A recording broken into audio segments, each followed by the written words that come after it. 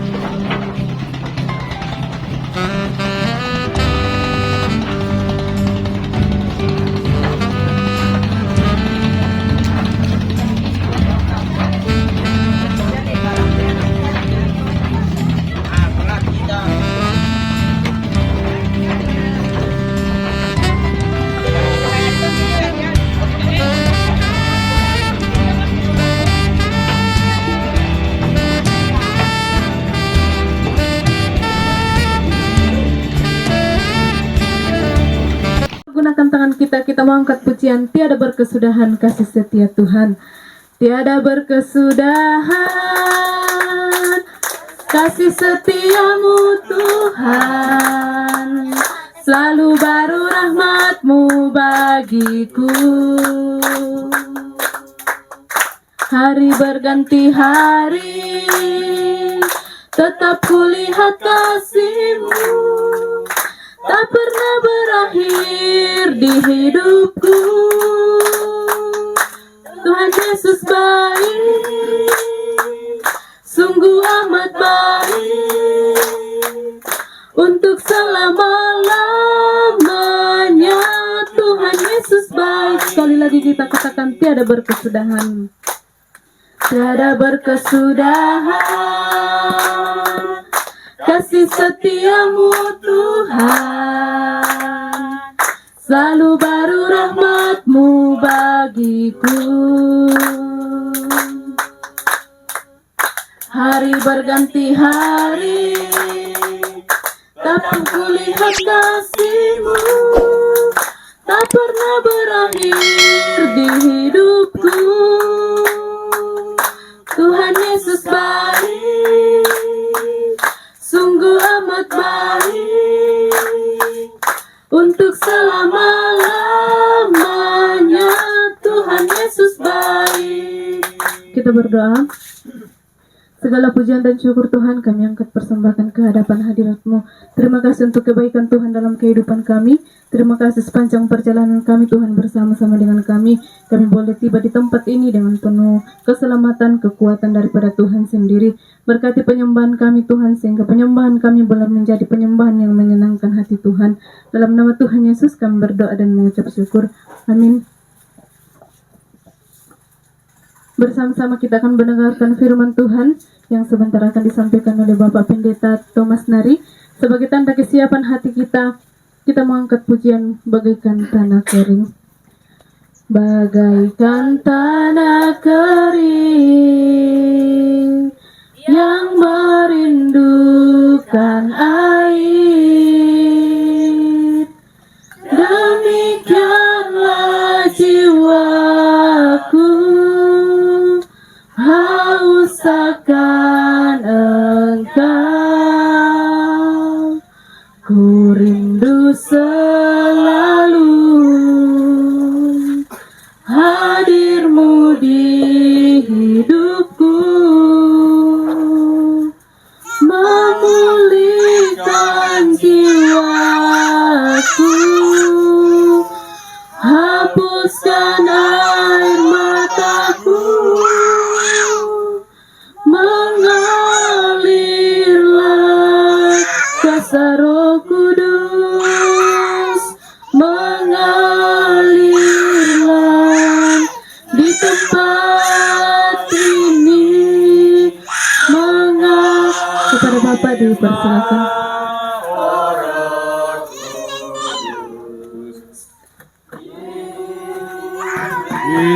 Hidupku. Mari kita berdoa. Tuhan, kami bersyukur untuk waktu yang baik. Kami akan membaca dan merenungkan firman-Mu. Buka hati kami sehingga firman-Mu hari ini menolong kami, teristimewa dalam interaksi kami satu dengan yang lain.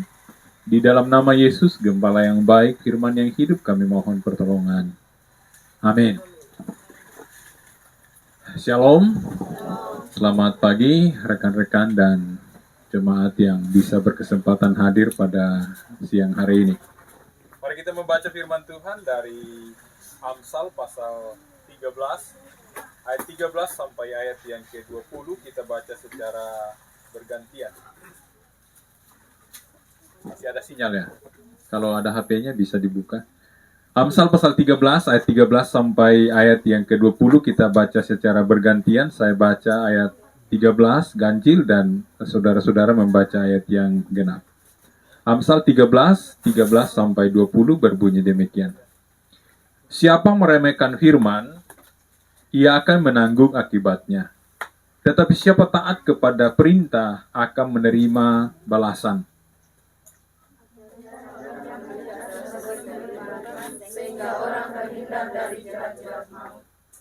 Akal budi yang baik mendatangkan karunia, tetapi jalan pengkhianat-pengkhianat mencelakakan mereka.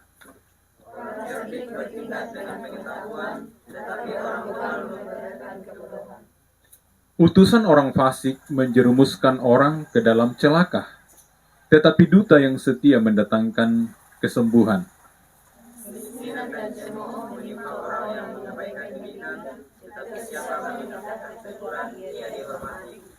Keinginan yang terlaksana menyenangkan hati. Menghindari kejahatan adalah kekejian bagi orang bebal.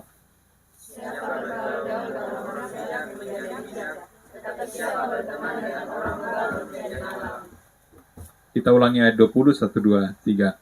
Siapa bergaul dengan orang bijak menjadi bijak, tetapi siapa berteman dengan orang bebal menjadi malang. Puji Tuhan atas firman-Nya yang telah kita baca pada pagi hari ini. Hari ini kita berbicara tentang pertemanan yang elegan. Pertemanan, persahabatan yang elegan. Ya, elegan kalau kita bisa definisikan, itu berbicara tentang rapi, elok, dan anggun. Jadi kalau kita berbicara tentang pertemanan yang elegan berarti pertemanan yang elok. Elok dipandang, elok dilihat, itu sejajar dengan indera perasa, sedap untuk dimakan. Nah teman-teman, kekasih dalam Tuhan, dalam beberapa jurnal yang saya coba baca tentang bagaimana pertemanan bisa memberikan nilai positif di dalam hidup. Dikatakan bahwa hampir 90% penentu baik buruk kehidupan dan masa depan sangat ditentukan oleh dengan siapa kita bergaul. Itu penelitian. Jadi ini bukan sebuah teori tetapi sebuah penelitian yang mencoba menganalisa bahwa 90% baik buruk masa depan sangat ditentukan dengan siapa kita bergaul. Dengan siapa? Lingkungan mana? Di tempat kami pelayan pertama dulu tahun 2000 sampai 2005, di daerah itu banyak yang jadi sopir. Dan hampir semua generasi di situ mulainya jadi kondektur, ya, mulai makrone, jadinya sopir. Tetapi ada juga pengaruh lingkungan itu adalah menjudi. Mulai dari anak-anak kecil hanya nonton-nonton saja kalau orang menjudi, lama-lama jadi penjudi. Itu pengaruh lingkungan yang begitu besar. Profesi di situ juga dulu, ya waktu saya masih ada di situ adalah penambang batu. Waktu itu anak-anak yang habis sekolah mereka pergi lihat-lihat bagaimana orang tuanya menambang batu, lama-lama jadi penambang batu. Jadi pengaruh daripada lingkungan itu begitu besar. Sehingga teman-teman kita yang hadir hari ini sebagai generasi-generasi muda dan generasi-generasi pelanjut, kita akan mencoba melihat bagaimana pertemanan atau interaksi di antara kita bisa membawa sebuah kehidupan yang baik bagi kita. Nah, firman Tuhan dikatakan di sini dalam pembacaan kita, siapa bergaul dengan orang bijak menjadi bijak. Pertemanan atau terus-menerus hidup bergaul sehingga membawa sesuatu yang baik. Kalau kita melihat bagaimana pergaulan sekarang yang biasanya orang terjerumus misalkan dalam narkoba itu tidak jadi begitu saja. Tetapi dia berinteraksi dengan, jangan dikasih kecil, Aina. Bapak sementara bicara. Jadi orang yang terlilit dengan narkoba itu tidak langsung jadi satu kali berteman, tidak. Tetapi bagaimana dia bergaul sehingga dengan demikian dia menjadi sebuah komunitas. Ya, seperti kalau kita lihat di daerah ibu kota beberapa tempat di mana memang terkenal dengan sarang narkoba. Di Petamburan itu, kemudian di Tambora, kemudian kalau prostitusi di Surabaya dulu, yang pernah dibubarkan itu adalah lingkungan-lingkungan yang sadis. Jadi tatkala mereka masuk dalam komunitas, daerah itu menjadikan orang-orang yang hidup di situ hidup bergaul dan mereka mewarisi kebiasaan-kebiasaan buruk, termasuk pergaulan-pergaulan yang bebas. Di mana kalau kita lihat juga beberapa jurnal bagaimana orang yang terjerumus dalam prostitusi itu tidak langsung begitu saja. Tetapi tatkala mereka berteman dengan siapa, dengan apa, di mana mereka terjerumus ke dalam karena salah berteman. Nah, kita bersyukur hari ini dalam acara bina akrab. Mungkin dia pikir mungkin sudah selesaikan saja khotbahnya ya.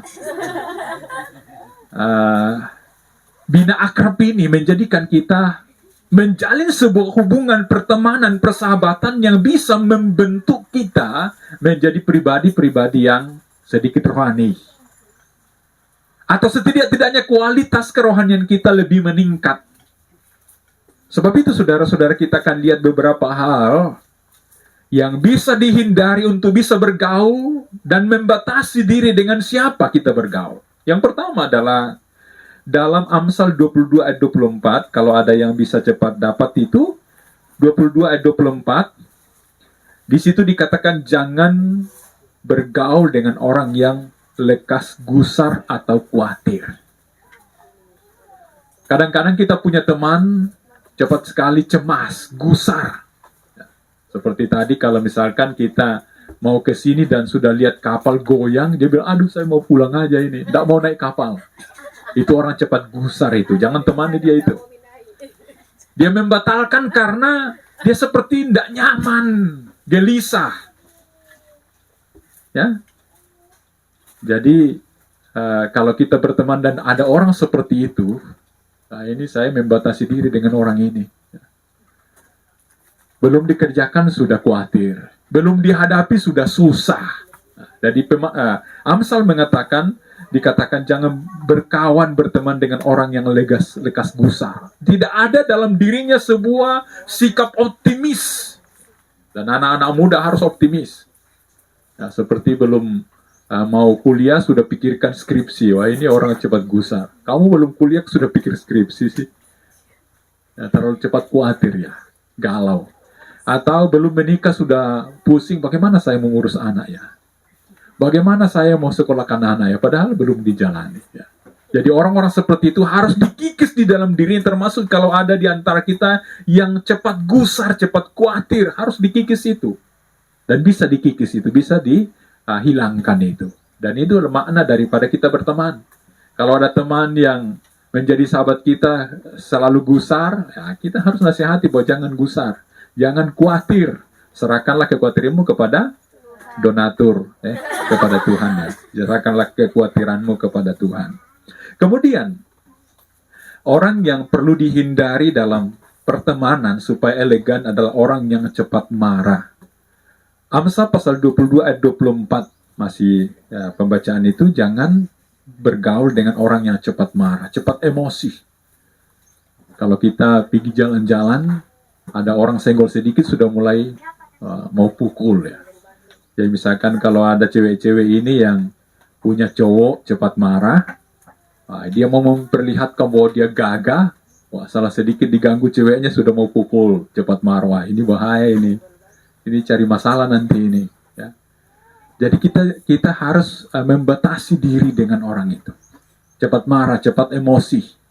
Ya, kadang-kadang memperlihatkan bahwa dia hebat, dia marah atau dia memarahi orang lain. Kemudian pasal 20 ayat 19, jangan bergaul dengan orang yang, coba baca itu, 20:19.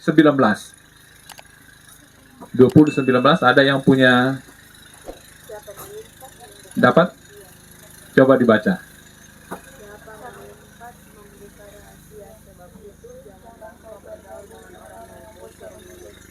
Apa bocor? Bocornya apa?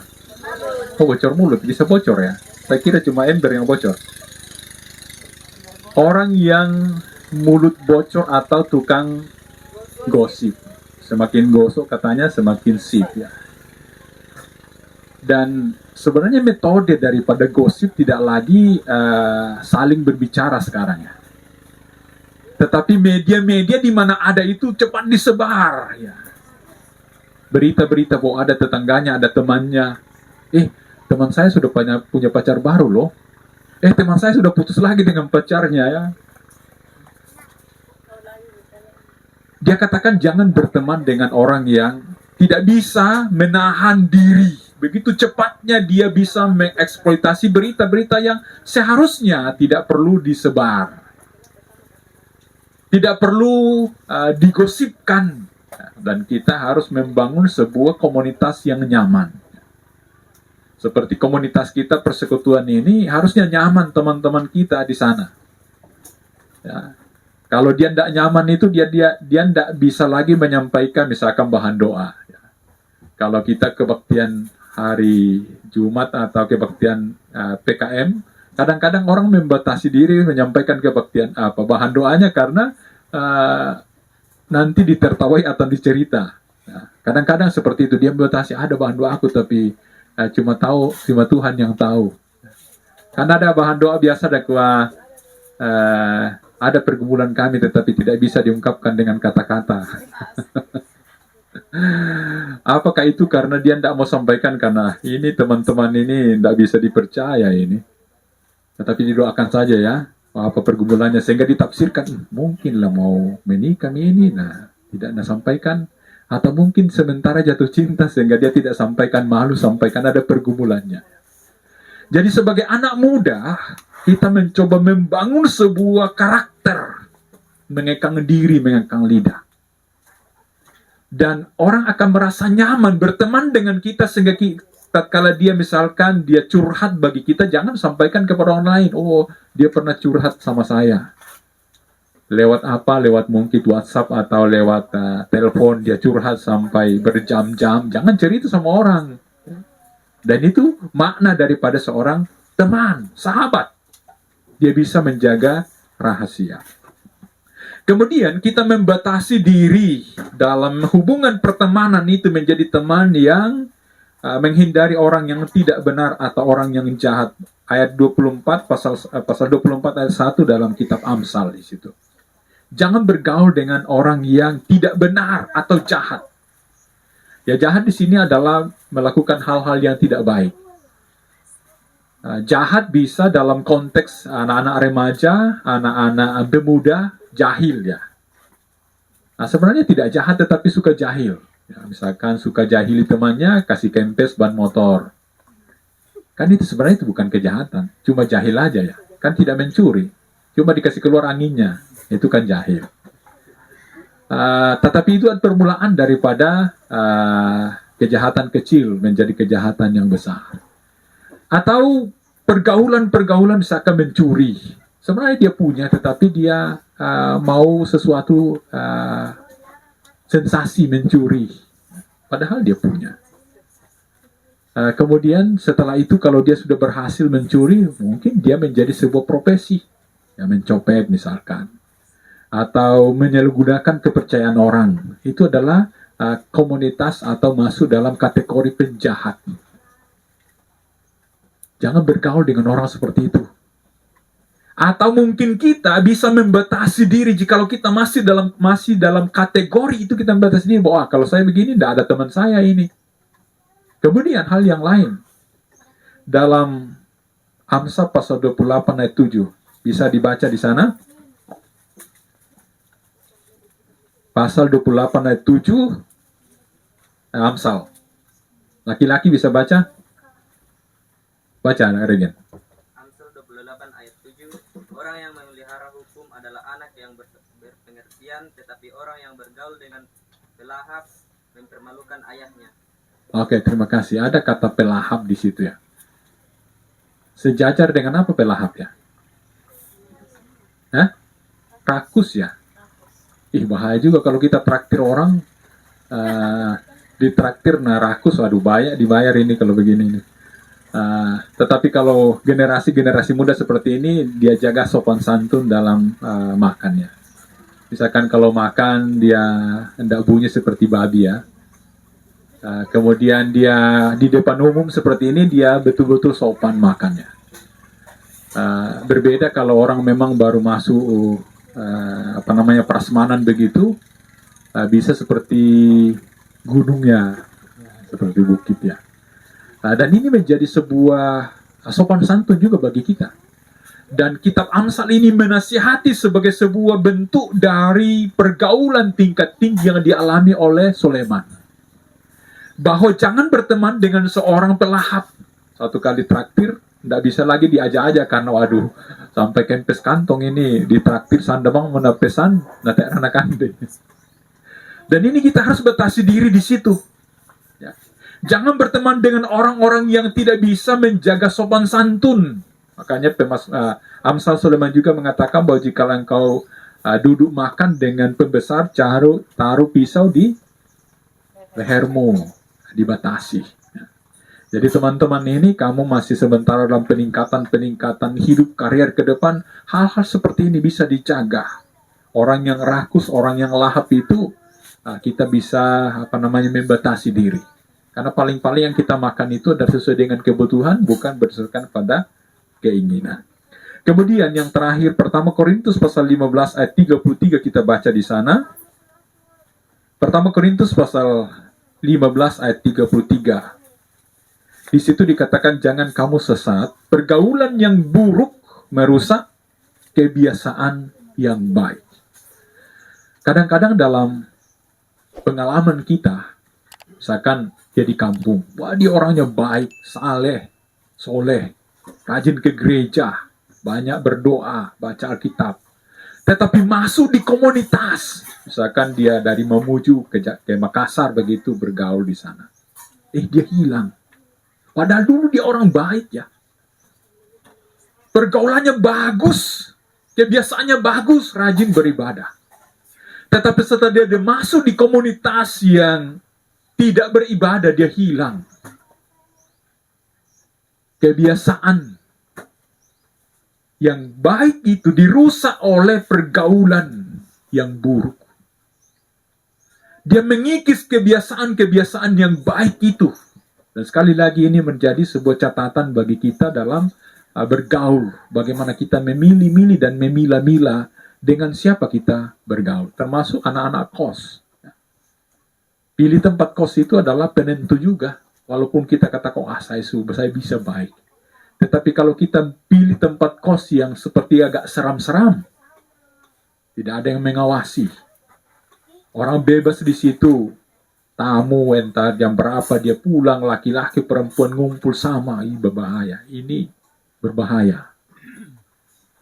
Di Biatengan kemarin kami sempat singgah dan beberapa kesaksian dari ibu-ibu kos, bapak-bapak kos bahwa agak sulit diberantas. Ada orang-orang yang seperti tidak mau dikontrol, mau hidup bebas. Dan sekali lagi di tempat-tempat kos itu berbahaya kalau tidak mawas diri, tidak jaga diri. Nah, kita sementara melakukan pelayanan kepada teman-teman di Majene dan itu juga dipesankan. Tidak ada yang kontrol kamu di sini, tidak ada yang awasi kamu, tidak ada CCTV. Sehingga pergaulan-pergaulan ini menentukan kalau kamu di rumah anak manis, anak mami. Tetapi setelah jauh dari orang tua, bagaimana dia bisa membangun pergaulan yang baik. Termasuk dalam persekutuan-persekutuan.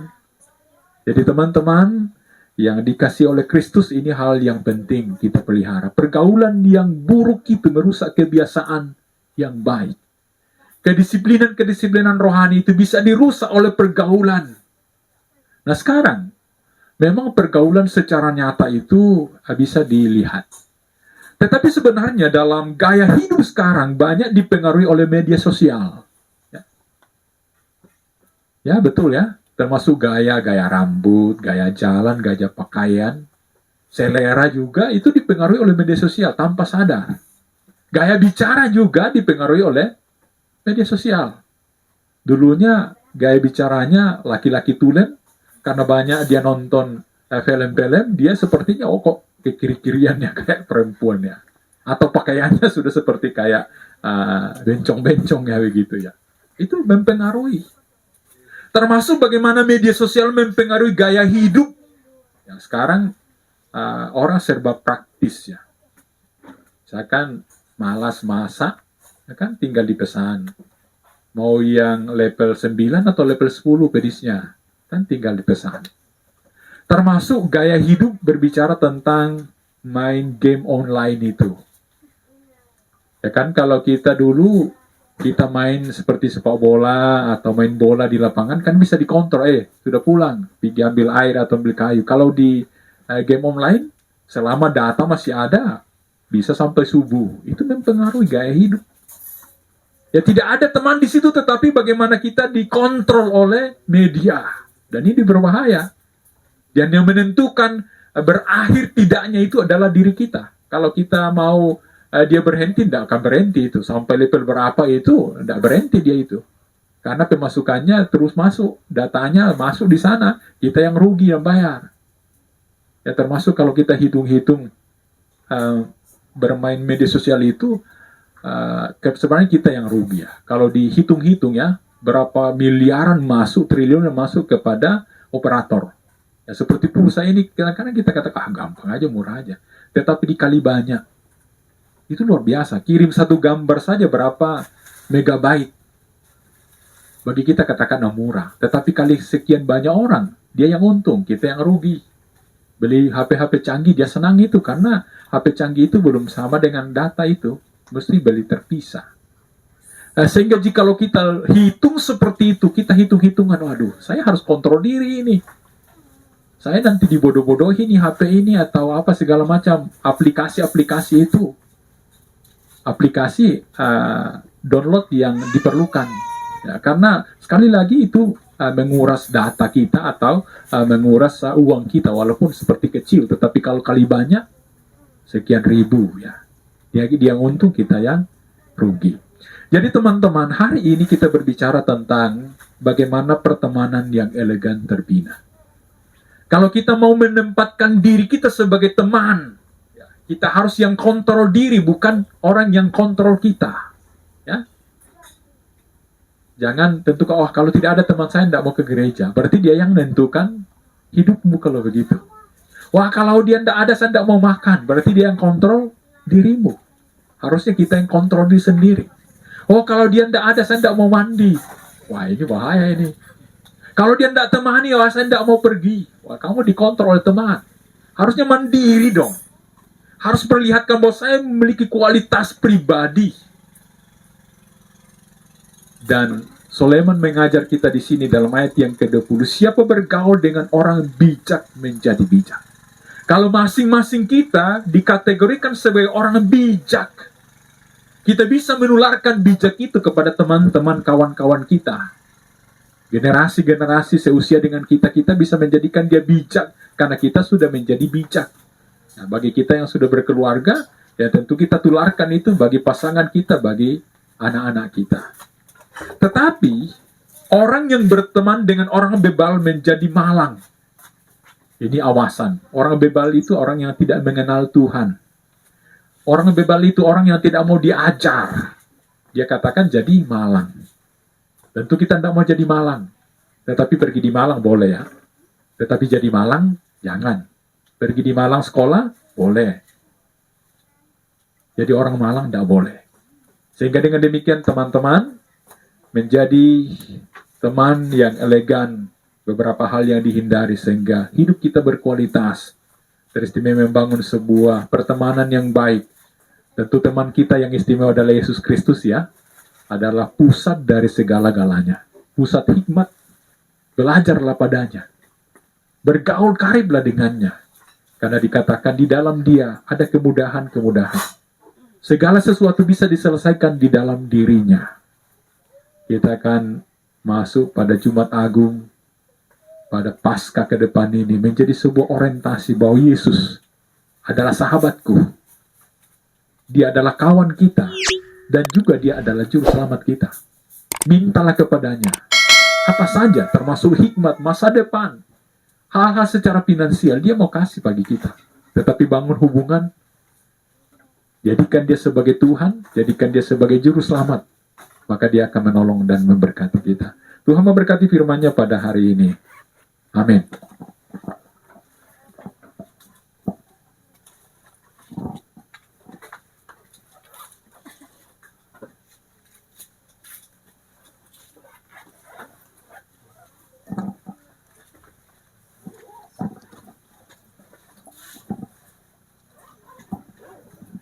Sungguh luar biasa firman Tuhan yang telah kita dengarkan bersama. Terus menguatkan kita semua rekan-rekan muda bagaimana kita berteman untuk kita hidup berkenan di hadapan Tuhan sebagai seorang muda yang diberkati Tuhan. Teman-teman, kita akan membawa persembahan kita. Dan saya minta kesediaan Saudara Ardi untuk mengumpulkan persembahan.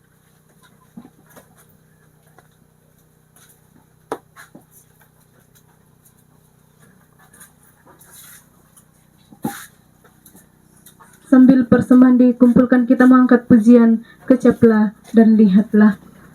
Kecaplah dan lihatlah betapa baiknya Tuhan itu. Rasakan dan nikmati kasih setia Tuhan. Kecaplah dan lihatlah betapa baiknya Tuhan itu. Rasakan dan nikmati kasih setia Tuhan. Syukur bagimu Tuhan, segala hormat bagimu Tuhan, Allah yang mengasihiku, Allah yang memeliharaku selamanya. Doa persembahan dan doa syafaat dia akan dipimpin oleh Bapak Pendeta.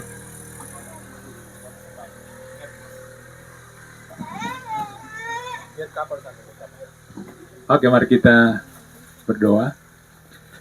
Kami bersyukur kepada Tuhan di pagi hari ini karena Engkau baik bagi kami. Terima kasih di hari libur ini kami berkesempatan hadir di tempat ini di Pulau Karampuang menikmati alam ciptaan Tuhan yang begitu hebat dan dahsyat. Terima kasih untuk persekutuan kami di mana kami dapat membina keakraban, persaudaraan, persahabatan satu dengan yang lain. Biarlah kehadiran kami beberapa jam di pulau ini akan menjadikan kami pribadi-pribadi yang tangguh, pribadi yang unggul, dan pribadi yang mengasihi Tuhan. Berkati hubungan kami satu dengan yang lain sehingga kami saling mengasihi, saling memelihara, mengasihi, peduli satu dengan yang lain. Berkati anak-anak muda Tuhan dalam pendidikan mereka, perkuliahan, dalam pekerjaan, dalam setiap usaha dan kerja mereka berkati. Yang sementara dalam pendidikan beri kecerdasan dan masa depan yang hebat. Bagi yang telah bekerja, Tuhan Engkau tolong sehingga status daripada pekerjaan mereka akan lebih baik. Hari ini kami berdoa khusus bagi Mama Keila yang akan mengikuti ujian-ujian tes untuk masuk sebagai P3K. Kami mohon Engkau berikan kecerdasan kepadanya. Jikalau ini adalah rezeki baginya, maka tidak ada yang sulit bagi saudara kami. Juga besok hambamu, mamanya Christine akan mengikuti ujian yang sama. Kami mohon anugerah Tuhan, kasih sayang Tuhan, berkat khusus bagi teman-teman kami, saudara kami ini, sehingga didapati bahwa mereka bisa lolos sebagai pegawai karena kemurahan Tuhan. Bahkan beberapa yang lain yang sementara bergumul, kami mohon Engkau menolong mereka. Bapa di surga, kami berdoa untuk setiap keluarga-keluarga umat-Mu, berkati dalam rumah tangga, dalam mata pencaharian, dalam kebutuhan-kebutuhan. Ada jemaat-Mu yang sakit, Engkau sembuhkan Tuhan. Demikian juga kami berdoa kepadamu untuk anak-anak muda ini, Engkau berkati. Engkau menyediakan pasangan-pasangan hidup yang ideal bagi mereka di kemudian hari. Engkau menolong mereka sehingga mereka menjaga kehidupan yang berkenan kepada Tuhan, menjaga kesucian mereka, kekudusan mereka. Berkati para orang tua, demikian juga para donatur yang membiayai mereka. Bapa di surga, kami berdoa, kehadiran kami di Karumpuang membawa berkat tersendiri bagi masyarakat di sini. Berkati daerah ini sehingga menjadi daerah di mana Injil juga dikenal di wilayah ini. Ada anak-anak Tuhan yang percaya kepadamu. Kami berdoa untuk daerah ini, di kemudian hari juga terjadi peningkatan-peningkatan perekonomian, kepedulian-kepedulian dari pemerintah, sehingga ada bangunan-bangunan, ada fasilitas-fasilitas yang bisa menunjang perekonomian mereka di wilayah ini. Terima kasih Bapa di surga, terpuji namamu, berkati rumpun keluarga kami juga. Bahkan berkati setiap umatmu hari ini, program-program pelayanan yang kami mau kerjakan di minggu ini, berkati Bapa. Ini syukur kami Tuhan, bahwa kesempatan baik kami membawa korban syukur, berkati sehingga dapat dimanfaatkan dengan sebaik-baiknya. Terima kasih Bapa, terpuji namamu. Di dalam nama Yesus Gembala yang baik, kami bersyukur dan berdoa kepada Bapa di sorga. Amin.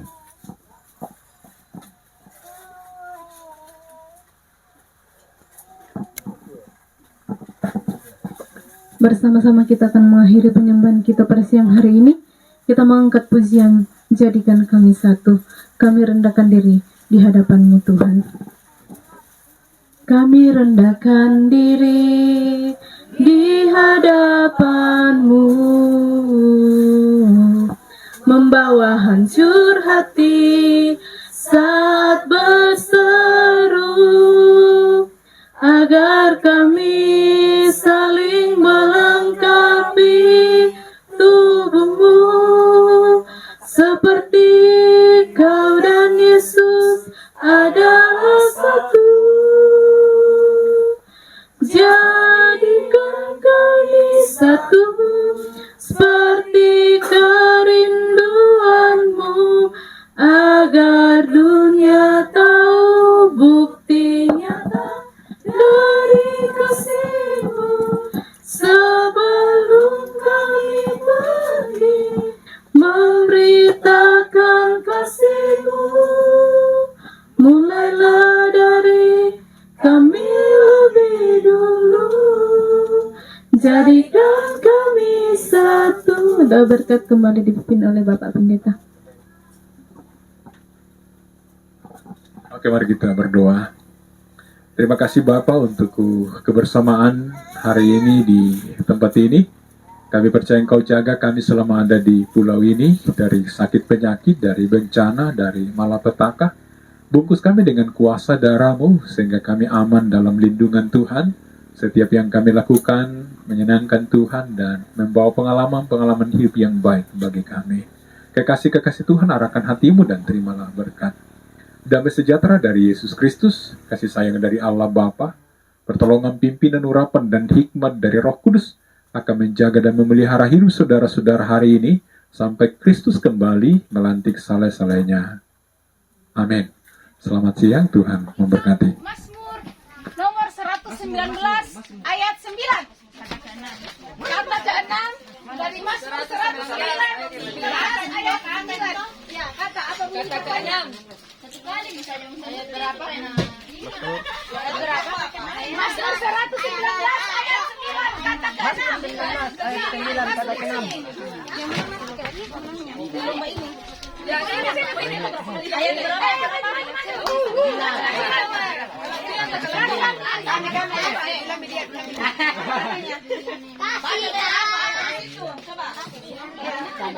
Kata ke-6. Kata ke-6 ya, kata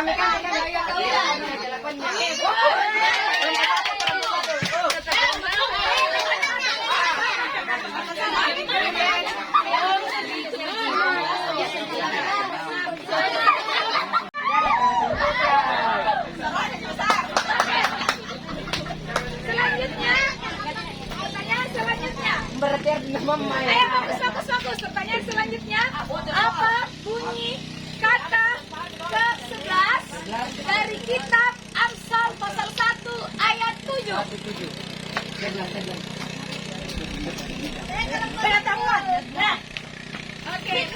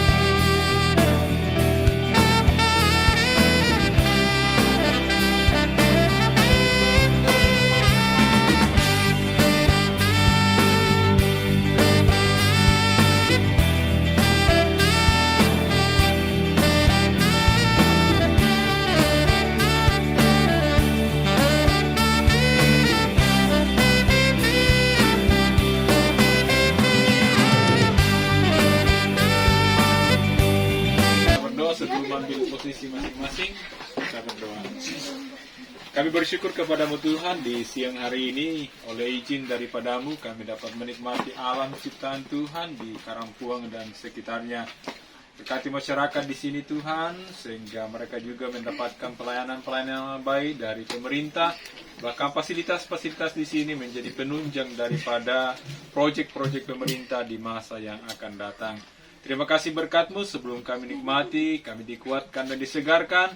Berkati orang-orang yang dalam kekurangan, janda duda, anak yatim piatu, orang terlantar, orang kena bencana alam yang Kau pedulikan mereka. Terima kasih Bapak, berkati saudara-saudara kami yang telah menyiapkan dan menyediakannya. Di dalam nama Yesus sumber berkat, kami bersyukur dan berdoa kepada Bapa di sorga. Amin. Amin.